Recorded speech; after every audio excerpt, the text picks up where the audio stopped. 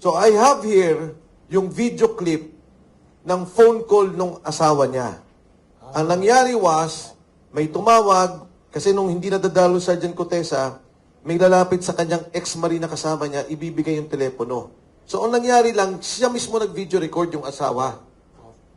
At nagsasalita Sergeant Cotesa. This happened last year. Hindi ko mailabas-labas for fear na lalong gipitin si Sergeant Cotesa. Pero ngayon naman, na ginamit na ng gobyerno yung kanyang affidavit. Sana naman, again, apila kay Ombudsman Boying Rumilla, bigyan ng protective custody, hanapin, at bigyan ng pagtatanggol, seguridad, si Sergeant Cotesa at ang kanyang pamilya. A bit, provide. So, on the safety of the 18 Marines, I'm sorry to ask this, but is it true of the reports na sila ay binabantayan na rin ng state forces because of their testimonies? Yes. Yes.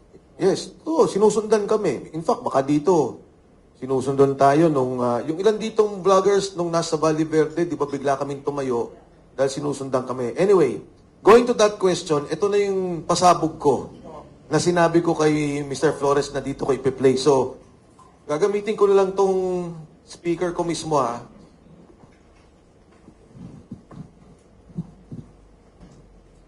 Ready tayo kay Secretary Mike Defensor.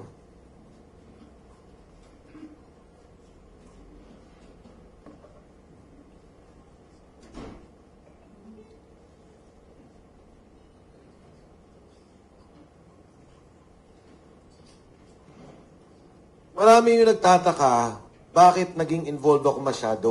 Yes. Pinaliwanag ko, it all started with Sergeant Cotesa. And hindi ako papayag na yung nangyari dun sa kay Sergeant Cotesa ay mangyari sa 18 Marines. Bilang panawagan na rin muli sa ating gobyerno, partikular kay Ombudsman Boying Rimulya, na ginamit na niya yung affidavit ni Sergeant Cotesa, nananawagan ako na tulungan na. Total naman technically, kasama na natin si Sergeant, kasama na ninyo si Sergeant Cotesa. Yung kasong inilalaban ninyo ay galing sa mga pananalita ni Sergeant Cotesa.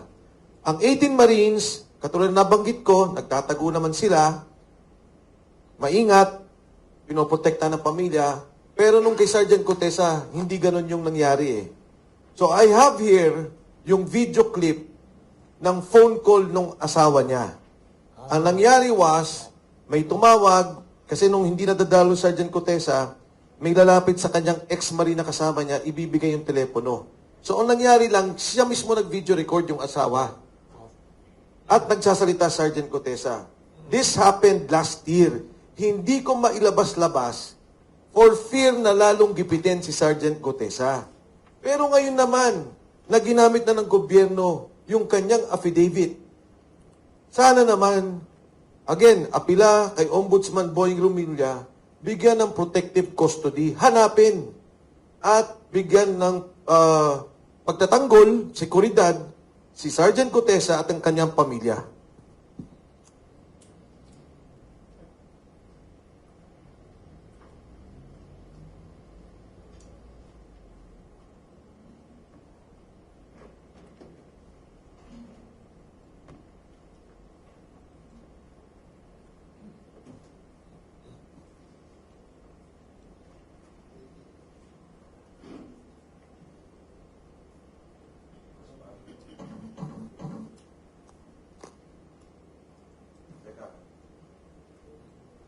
Okay, Sis Larissa. Yeah, okay na na. Okay. Hindi pa nakuha yung volume.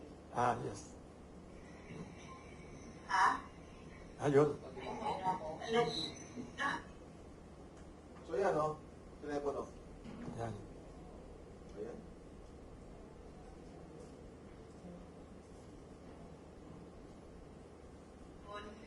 Lumilipat ba? Pinatong sa pagkakita. Telefon. Lumilipat ba? Hello? Ayan, ito ka na? Matulog ka na? Ano yan? Nandiyan ka sa kwarto? Ha? Nakasama ko. Nagingin siya, nagingin. Tumawag si Kuya. Kinukumusta ka? Ulitin mo daw yung sinabi mo kanina na bibidyohan ka para may record. May record kami, record namin. Yan. Yung tungkol dun sa affidavit na sino ba may gawa nun? Ikaw o sila? Sila. Inarikot daw na. Ano sabi-sabihin? O sabihin mo kung ano nangyari doon para may record namin. Yun nga, binidyoan ako ng nakaraang araw. Tapos binasa ko yung statement na may mga sinigit sila na hindi naman totoo.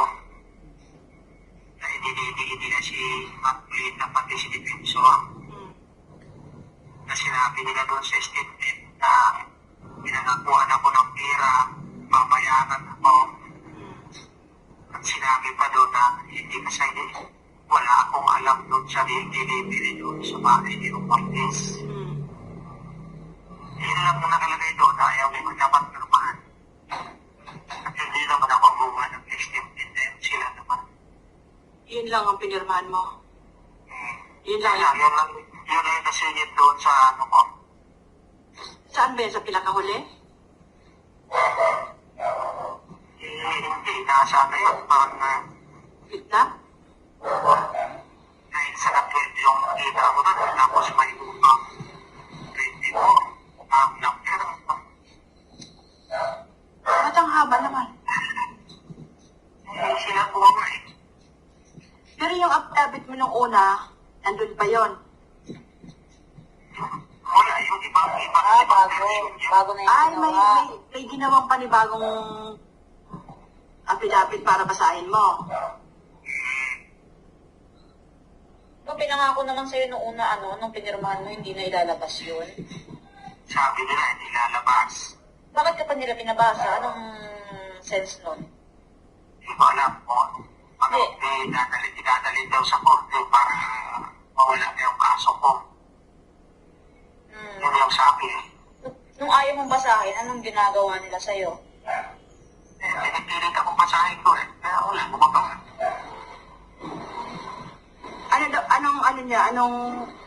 Anong kapalit? Oo, anong kapalit ng pag hindi mo binasa? Para daw manahimik na kayo, wala na magbubulo dyan sa inyo. Wala naman ang gugulo sa amin, Kaya nga, Sa totoo lang, Han, wala nang gugulo sa amin. Sila lang ang nanggugulo sa amin. Sila ang gumagawa ng ng paraan para manggulo. Sila nananakot sa amin eh. kaya sabi ko sa'yo pag nakaraan, gusto ko naman gulong-gulo na yung utak ko eh. Hindi na ako makatulog. Mag-ano ka muna, bago ka matulog, meron ka muna maligang na tubig. Para ma-relax yung muscle mo. Anak. Pag sinabihan ka na palabasin ka dyan, mag-text ka sa akin ha.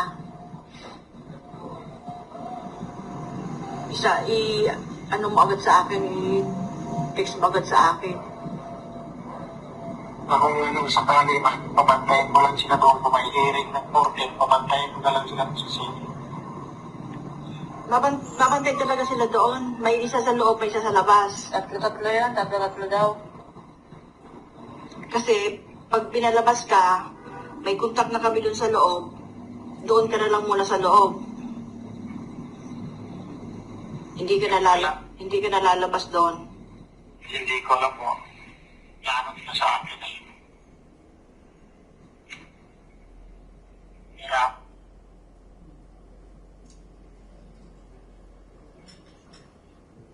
Telepon. So, Secretary Pacheco, it was recorded last year pa po.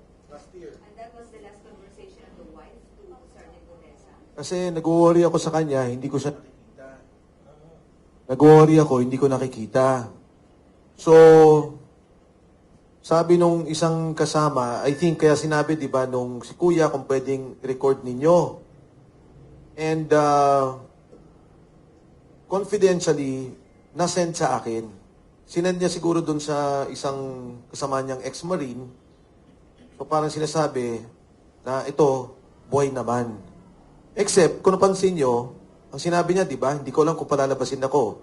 Pag pinalabas ako, paalalayan niyo ako. Yun yung Senate hearing dapat na hindi natuloy. Na kung palalabasin ako, sabi, sige, may contact na kami sa loob and hindi ka namin papalabasin na. The plan then was, pag pinalabas siya, hihilahin namin siya sa office ni Senator Marcoleta. Isisecure na muna namin siya. That was the plan then. Pero yun nga nangyari, hindi lumabas. Hindi siya napalabas. So, diba yung sinabi doon, number 1, inibang affidavit at ang sinasabi na bayaran ka ni Marcoleta at ni Defensor. And that number 2, wala kang delivery sa bahay ni Martin Romualdez. Kaya, ito yung panawagan ko ngayon. For the longest time, nanahimik ako, tinitiis ko yan, kung ano yung ginawa nila kay Gutesa. Pero ngayon naman, ginamit na ninyo sa kaso. Kasama nyo na sa kaso, sinabi nyo na yung mga sinasabi niya ay sangkap doon sa final kay Speaker Martin Romualdez. And nananawagan ako kay Ombudsman na kung maaari, within his authority, within his sphere of influence, ay maprotektahan na. Makuha si Sergeant Gutesa, mapalabas na at maprotektahan siya at ang kanyang pamilya. Dahil ang paniwala ko, Wilson, kung siya lang, hindi matatakot si Gutesa. Kung siya lang, hindi atras. Pero, again, narinig nyo naman, di ba? Sabi, titigilan na kayo. Sinabi niyang kaso, aatras yung kaso sa'yo, yun yung kaso sa affidavit na i-file sa Manila. Na sinabi doon na siya ang kakasuhan pa. So, yun yung binabanggit doon. So, again, thank you sa inyong lahat for that opportunity. Kasi ngayon ko lang ito nilabas. First time.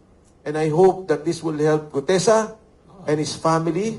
Dahil, again, siya ang kakampi ng ombudsman sa kasong to. For the record, sir, buhay po ba si Gutesa o hindi? Ang last na nakuha kong information, ang sabi nila is buhay, and sabi nila kasama daw yung pamilya. As kung saan, hindi ko alam. Pero I'm sure hindi din siya abroad kasi makikita naman sa records kung nag-abroad eh. So you don't know, sir, who is in custody now of Gutesa? Exactly. Hindi ko alam. Hindi ko alam. But definitely, Secretary Defensor, gobyerno may hawak. Not that you don't know necessarily kung ano yung exact na agency or unit, pero gobyerno po ang may hawak. Nare-recall ninyo before ang kiniklaim ko Marines? Yeah, I was standing by that word. Although ang problema ko kasi, delayed ako eh. What do I mean? Pag sinabi kong nandito siya, wala na siya doon. Pero galing siya doon. Diba? Pag sinabi kong mukhang nandito na siya, so, kasi yung information na nakukuha ko, hindi naman mabilis eh. Hindi naman siya ang kausap ko kaagad or the family. Grabe, parang suspense na to. Grabe, lalo pa si Sally. Ay, may tanong kaya. Yes. Di ba before humarap po siya doon sa Senate, paano po siya, sino po kumuha sa kanya, dinala kung saan lugar? Oo. Paano po nangyari? Ano legally ang process? Paano siya nawala? Kasi ang nangyari doon, Wilson, when we were talking, nakaupo kami. Oo. Binasa niya yung kanyang affidavit. Tapos sabi ni Senator Marcoleta, sabi, Sarge, ilagay mo doon sa huling provision yung protective custody. So sabi niya, okay. So kung panoorin niyo yung Senate hearing, sinabi niya na umiling po ako na bigyan ako ng proteksyon ng Senado. Nung in the middle of the hearing, na pinapanood ko siya, nagulat ako, sabi na niya, hindi ko na ho kailangan ng proteksyon ng Senado o proteksyon ng DOJ. Di ba ganun na yung nangyari? Tapos sabi, tinanong siya ni Senator Bato. Sabi, iba talaga yung Marines. From there, alam ko, napunta siya sa Marine Compound. Kasama nung MC2. Sa pagkakaalam ko ha, MC2. Pagkatapos nun, wala na. Wala na. Hindi. In fact, paglabas pa lang ng Senate, wala na akong alam. Hindi ko na siya namomonitor. Bigla na lang magpaparating ng balita. Pinapasabi sa inyo, ho, nandito siya sa ganito. O pinapasabi, nag-safe siya dito. Mga ganun na lang. So, hindi nyo, wala pong information kung sino kumuha sa kanya, saan siya dinala, paano siya Okay, ang kwento, mukhang ang kwento is, nung una, totoong proteksyon. Protect by his former na mga kasama at saka yung unit niya. Okay. And then later on, naging detain na. Na-detain na siya. Pero madaming transfer ha. Hindi lang to isa o dalawa. Pero last update nyo, kung wala kang alam kung One. saan siya exactly. Buwan na. Last update ko, buwan na. Wala ka namang communication sa pamilya. Wala. Again, Kung ano yung whereabouts niya. noong December, Pa yun. nagparating ako dun sa asawa. Sabi ko, pwede bang ilabas ko na to, mag-file na tayo. Ang sabi ng asawa, natatakot siya para sa buhay ni Gutesa. Baka mamaya, pag may lumabas na mga ganito, o lumabas na kung ano man, talagang mapahamak na ang buhay ni Sergeant Gutesa. Sir, anong demo o challenge mo kay Ombudsman Remulla na ilabas siya in public para magkaalaman kung talagang safe siya o ano?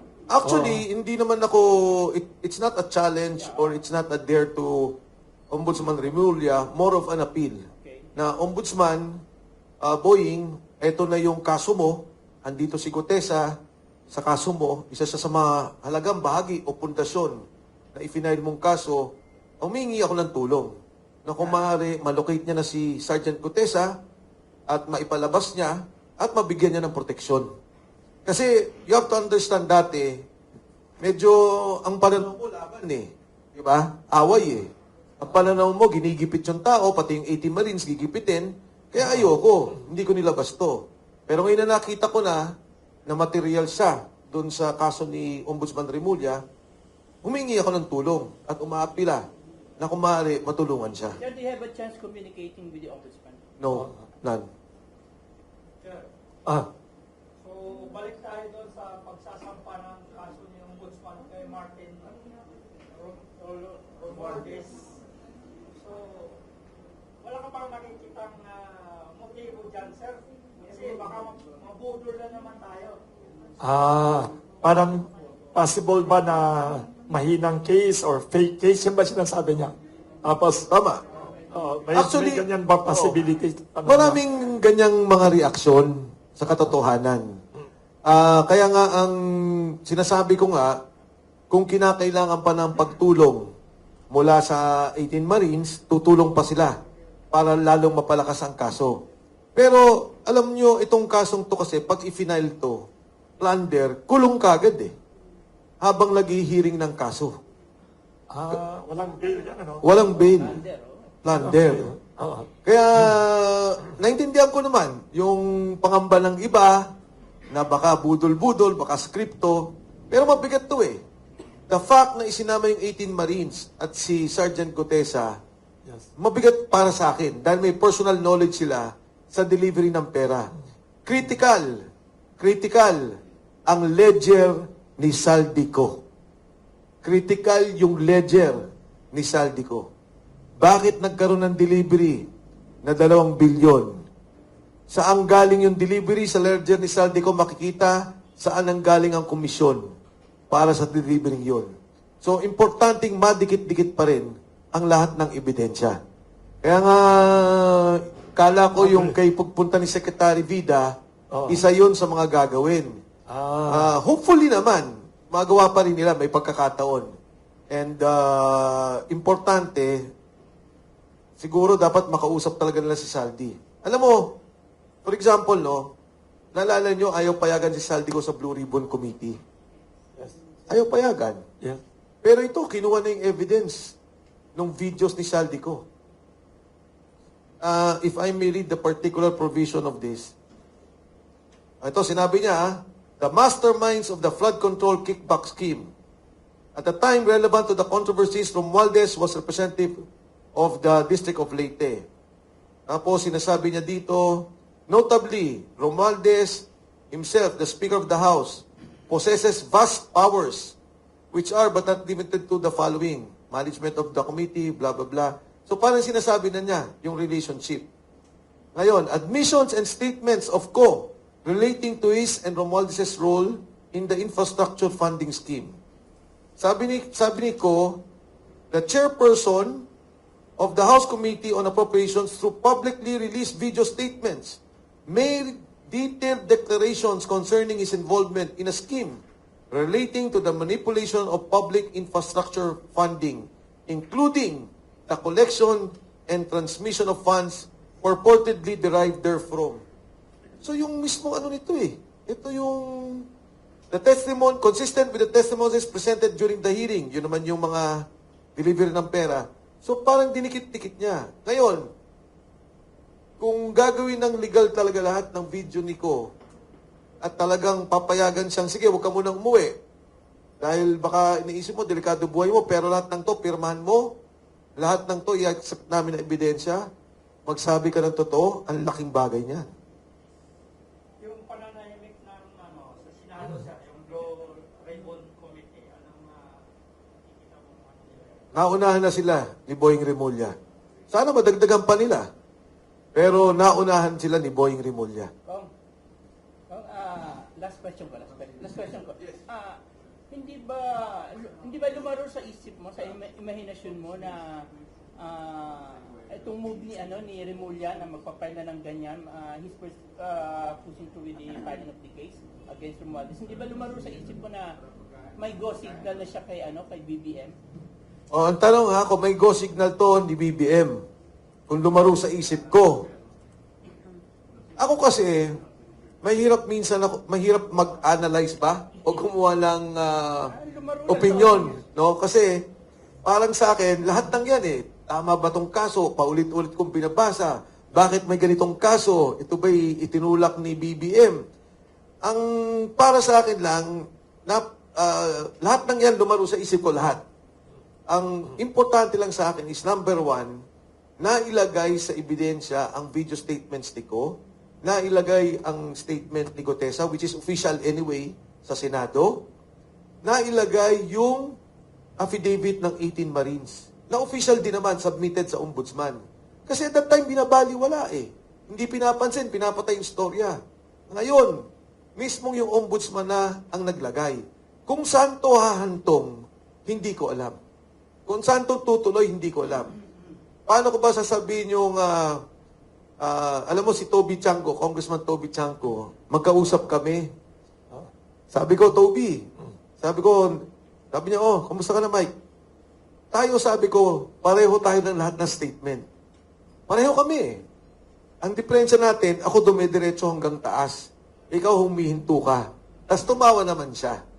Pero sabi ko, nevertheless, yung accountability, yung korupsyon, yung nangyayaring mali, inilalabas mo at nagsasalita ka. So para sa akin, ganun din to. Kung anong intensyon nito, kung saan to papunta, importante na nagkaroon ng kaso sa korupsyon. May accountability. At doon sa bagay na lang na yun, papanigan ko si Ombudsman Remulla. Andres Reyes ng OFW Advocate OPA. Ang tanong ko lamang po, hindi ba pwede natin malaman mula doon sa mga dating kasamahan na nagtugtog kay Sergeant Gutesa kung sino ang kumuha sa kanya at kung nasaan siya? Kasi sa ating pananaw, opinion, napaka-importante po ng pagkatao nitong si Sergeant Gutesa. At baka meron din pong posibilidad sa aking pananaw na baka naman meron ng hindi magandang nangyayari kaya biglang lumabas yung kay Remulla na yan para i-cover up ang pangyayari kung ano talaga ang tunay na sitwasyon na yun ni Sergeant Gutesa na nasa kanya po talaga ang tunay na alas. Ako din, gusto ko rin malaman yung katotohanan ng pagkawala ni Sergeant Cotesa. Kasi ang hirap naman, no, itong taong to, walang politika, walang kinalaman, nagsalita. Ang kwento kasi dyan, Wilson, si Sergeant Cotesa, Yes. very close sa isang kasamahan ko sa UP. So lumapit Sergeant Cotesa, sabi niya, at that time, chairman si Marcoleta. Sabi niya, Sir, ito yung nangyayari dyan. Nagulat ako eh. Nagulat ako kasi nga, Galing. 46 maleta at 50 million, that's about 2.3 billion, isang delivery. Wow. So nagkikwentuhan kami, dinala ko sa a week after ata or a week and a half kay Oo. Senator Marcoleta. Sabi ko, kayo na mag-usap. Yes. So sila nag-usap. Ang usapan pa nga namin ni Sergeant Cotesa, sinabi ko kay Senator Marcoleta, yung grupo niya, ibubuo niya para makapagsalita sila. Magbigay sila ng kung ano yung nalalaman nila. Kasi sabi nga nila, Sir, nagulat kami, ito palang mga perang to, eh galing dyan sa flood control. Yung isang sundalo, sabi niya, nabaha yung pamilya. So may mga ganun tong sentimiento. So, nung nawala siya, ano sa akin yun, mabigat sa akin yun. Kasi parang, sabi niya pala, sorry, ito yung kwentuhan namin. Umalis na si Sen. Marcoleta. Nagko-coffee kami. Sabi niya, Sir, anong tingin mo mangyayari sa akin? Sabi ko, Nakasanggaw. well, titirahin ka, gigibain ka. Ay, sabi niya, Sir, wala naman sila magigiba sa akin. Sabi ko, may pamilya ka ba sa labas? Sabi niya, wala, Sir. Sabi niya, mga anak mo, Sir, malalaki na naman, pero hindi pa tapos. Pero ano na, parang magtatapos na ata yung dalawa. Tapos sabi niya, ano pa sir, anong tingin mo?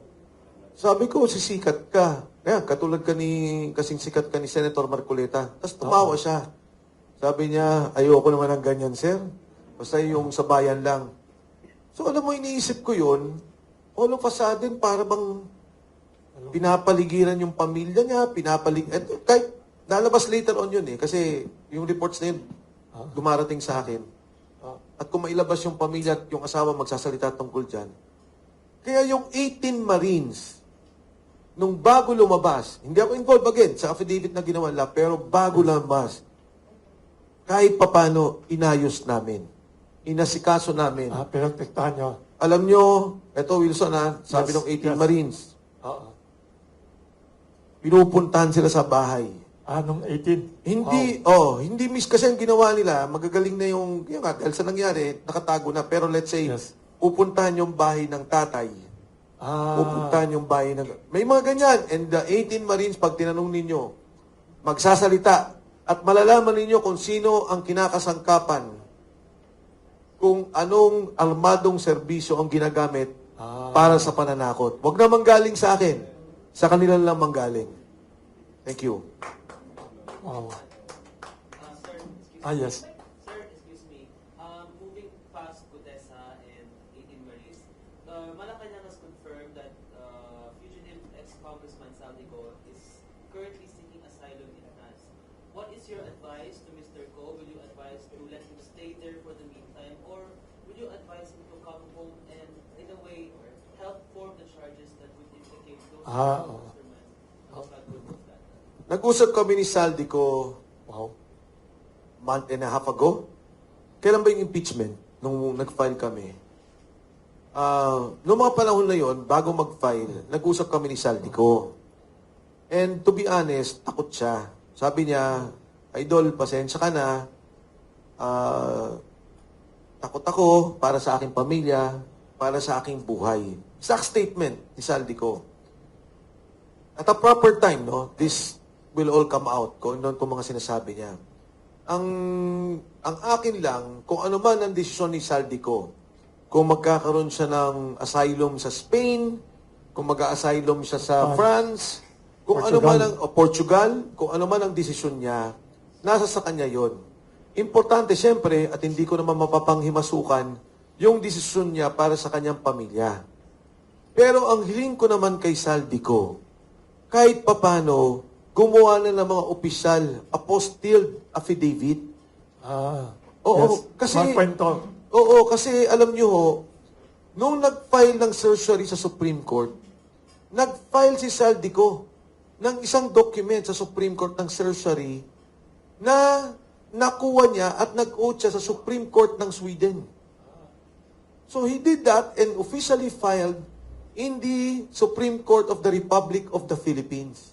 So meaning to say, Saldico can very well submit an official document Kahit nawala siya. kahit nawala siya. Kung takot siya para sa kanyang Evidence pamilya, niya.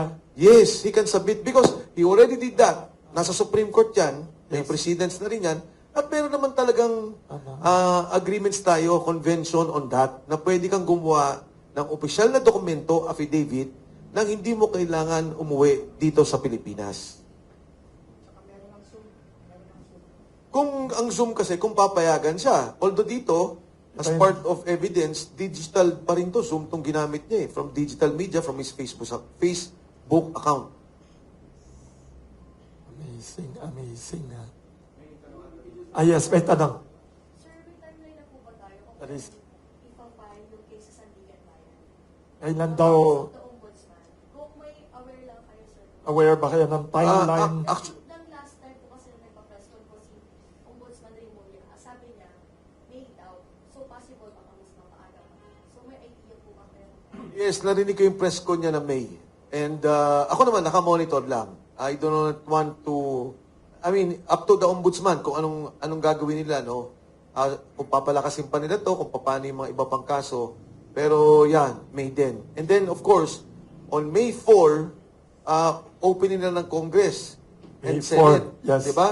So, Wilson, inintay din natin Yes. yung Blue Ribbon Committee.